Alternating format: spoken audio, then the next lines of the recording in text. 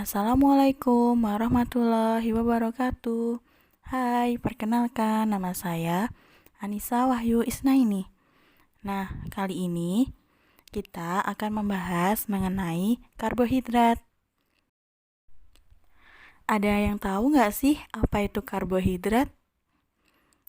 Kalau nggak tahu, kita pelajarin bareng-bareng yuk. Karbohidrat berasal dari bahasa Latin sakaron atau sakarin, yang berarti gula. Karbohidrat adalah biomolekul yang paling banyak terdapat di alam. Karbohidrat juga merupakan sumber energi utama bagi makhluk hidup. Sedangkan komponen penyusun karbohidrat yaitu C, H, dan O dengan perbandingan 1:2:1. Rumus empiris dari karbohidrat yaitu CnH2ON atau CnH2nON. Karbohidrat diklasifikasikan menjadi 4 bagian, yaitu yang pertama berdasarkan jumlah unit gula dalam rantai. Yang kedua berdasarkan lokasi gugus CO. Yang ketiga berdasarkan jumlah atom C pada rantai. Dan yang terakhir berdasarkan stereokimia. Nah, sekarang kita akan membahas keempat klasifikasi dari karbohidrat. Yang pertama, itu ada berdasarkan jumlah unit gula dalam rantai, yang terdiri dari monosakarida, disakarida, dan polisakarida. Yang pertama, itu ada monosakarida dengan rumus empiris C6H12O6. Monosakarida ini merupakan karbohidrat yang paling sederhana dan tidak dapat dihidrolisis lebih lanjut. Umumnya berasa manis dengan susunan atom pada monosakarida itu tidak bercabang, yang terdiri dari 6 rantai atau cincin karbon, yang seperti pada gambar. Contoh monosakarida yang pertama glukosa. Terdapat dalam buah anggur, sayuran, dan juga sirup jagung. Yang kedua galaktosa. Gula dalam susu dan yogurt sebagai bagian dari laktosa. Yang ketiga fruktosa. Merupakan gula termanis dalam buah-buahan, tebu, dan juga mahkota bunga. Yang keempat, ribosa. Terdapat dalam penyusunan RNA dan asam nukleat. Yang kelima, deoksiribosa. Terdapat dalam penyusunan DNA. Dan yang terakhir, silosa.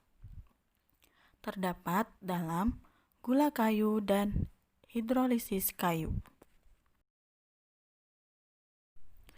Lanjut, kita ke disakarida. Dengan rumus empiris C12H22O11.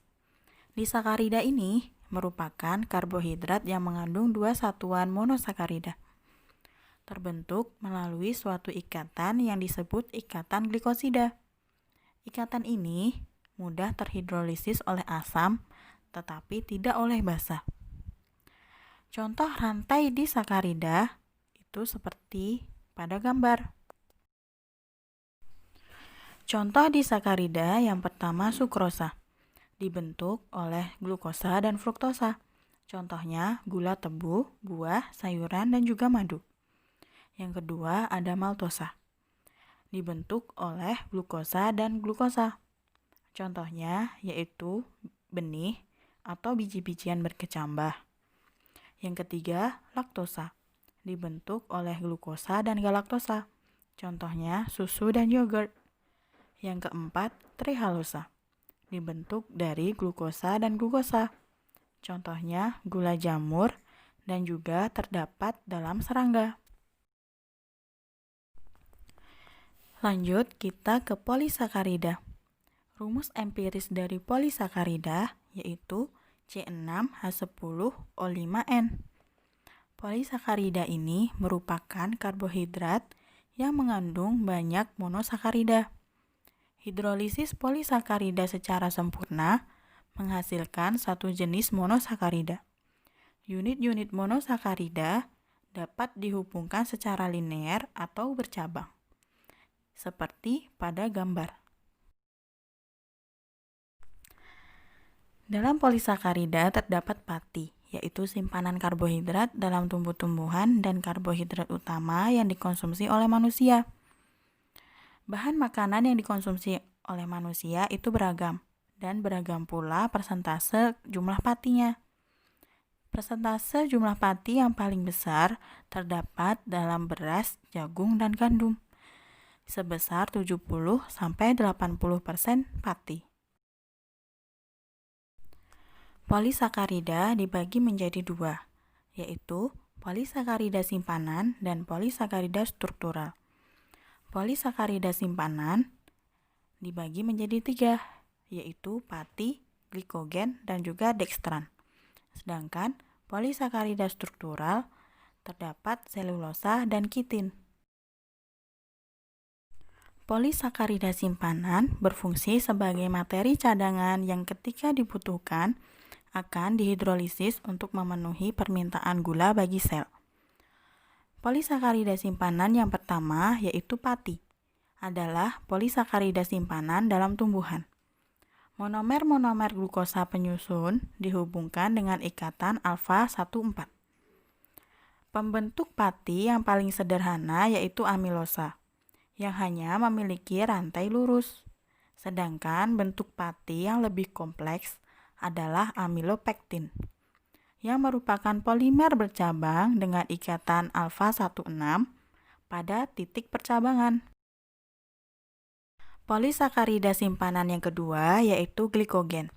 Glikogen adalah polisakarida simpanan dalam tubuh hewan. Struktur glikogen mirip dengan amilopektin, namun memiliki lebih banyak percabangan. Manusia dan juga vertebrata menyimpan glikogen pada sel hati dan juga sel otot. Polisakarida simpanan yang ketiga yaitu dekstran, adalah polisakarida pada bakteri dan juga kamir, yang terdiri dari polidehuklosa rantai alfa 16 yang memiliki cabang alfa 13 dan beberapa memiliki cabang alfa 12 atau alfa 14.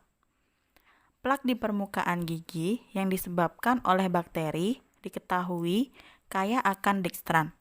Dekstran juga telah diproduksi secara kimia, menghasilkan dekstran sintetis. Oke, kita lanjut ke polisakarida struktural. Polisakarida struktural berfungsi sebagai materi penyusun dari suatu sel atau keseluruhan organisme. Polisakarida struktural yang pertama yaitu selulosa. Polisakarida ini memberikan perlindungan, bentuk, dan daya penyangga terhadap sel, jaringan, atau organ. Contoh dari selulosa yaitu kayu, katun, kertas, kulit udang, kepiting, dan juga insekta. Polisakarida struktural yang kedua yaitu kitin. Kitin terdiri dari monomer glukosa dengan cabang yang mengandung nitrogen. Kitin adalah karbohidrat penyusun eksoskeleton, arthropoda atau serangga, laba-laba, dan krustase. Kitin telah digunakan untuk membuat benang operasi yang kuat dan fleksibel dan akan terurai setelah luka atau sayatan sembuh. Klasifikasi karbohidrat yang kedua yaitu berdasarkan lokasi gugus CO, yang terdiri dari aldosa dan juga ketosa. Aldosa mengandung gugus aldehid, sedangkan ketosa mengandung gugus keton. Rantai dari aldosa dan ketosa seperti gambar di samping. Klasifikasi karbohidrat yang ketiga yaitu berdasarkan jumlah atom C pada rantai, yaitu ada triosa yang tersusun atas 3 atom C, tetrosa yang tersusun atas 4 atom C, pentosa yang tersusun atas 5 atom C, heksosa yang tersusun atas 6 atom C, heptosa yang tersusun atas 7 atom C, dan oktosa yang tersusun atas 8 atom C. Rantai karbonnya seperti pada gambar di bawah. Klasifikasi karbohidrat yang terakhir yaitu berdasarkan stereokimia. Stereokimia adalah studi mengenai susunan spesial dari molekul. Salah satu bagian dari stereokimia adalah stereoisomer. Rantai dari stereokimia seperti pada gambar di samping. Kita lanjut ke fungsi karbohidrat. Fungsi karbohidrat yang pertama yaitu sumber energi utama yang dapat diganti dengan sumber energi yang lain pada beberapa organ tubuh manusia, seperti otak, lensa mata, dan juga sel saraf. Yang kedua, dapat membantu proses penyerapan kalsium. Yang ketiga, sebagai materi pembangun. Yang keempat, berperan penting dalam penurunan sifat, misalnya karbohidrat dengan atom C yang merupakan komponen asam nukleat, yaitu DNA dan RNA. Yang kelima, polimer karbohidrat yang tidak larut berperan sebagai unsur struktural dan penyangga dalam dinding sel bakteri dan tanaman. Yang keenam, sebagai bahan sintetis senyawa organik lainnya. Yang ketujuh, menjaga keseimbangan asam dan basa dalam tubuh. Yang kedelapan, sebagai sumber bahan bakar. 9. Pati dan glikogen berperan sebagai cadangan makanan. Dan yang terakhir, karbohidrat sebagai pelumas sendi kerangka. Nah, sekian penjelasan dari saya. Semoga bermanfaat bagi teman-teman semuanya. Wassalamualaikum warahmatullahi wabarakatuh.